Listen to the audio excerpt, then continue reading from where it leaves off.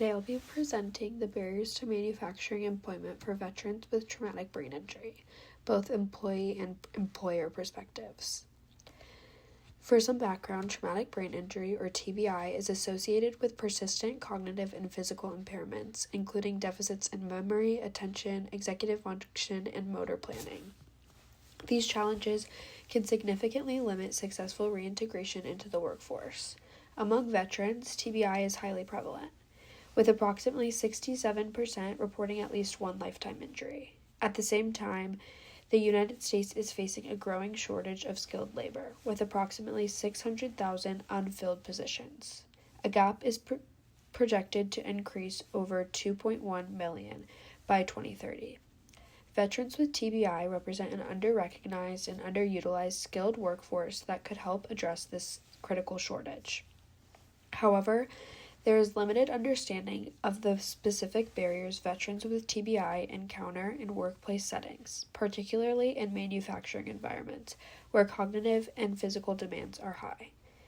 The aim of this study is to characterize the barriers to workforce participation for veterans with TBI in manufacturing settings, from both veteran and employer perspectives. In our experiment, we had two population groups: veterans, which served as our employee perspective, and industry partners that served as our employer perspective. Participants were recruited using various online postings, and our main source being a Veterans and Managers Forum on Reddit. Beginning with employees, we had 50 veterans with a history of TBI but no other neurological disorders. Participants were parsed apart by TBI severity, including mild, moderate, and severe, as well as current employment status. Employees completed the Employment Barriers Questionnaire through Qualtrics. Previous work has found the Employment Barriers Questionnaire is effective when identifying barriers and possibility of making modifications among people with physical disabilities. The EBQ gave us scores from a Likert scale based on skill frequency, how often you are expected to do a task, 0 being not at all to 4 being regularly, skill difficulty, how much difficulty do you have in completing the task, 0 being no difficulty, 4 being cannot perform, and task accommodations. Can the task be accommodated? Yes, no, or no need. These responses were grouped based on type, including communication, cognition, physical, and environmental. For the employee findings, we found that for skill frequency, employees found that communication and cognitive skills were more prevalent than physical skills. For difficulty, physical demands are seen as more difficult than communication and cognitive demands. Cognitive environmental demands were seen as more difficult than communication demands, and all categories were seen as more difficult to individuals with mild and moderate TBI. Accommodations. The trend for environmental and physical demands are more easily accommodated than communication and cognitive demands. For employers, we had 10 participants with a history of being a direct assembly line supervisor. Participants were parsed apart by the size of the company, small, medium, or large.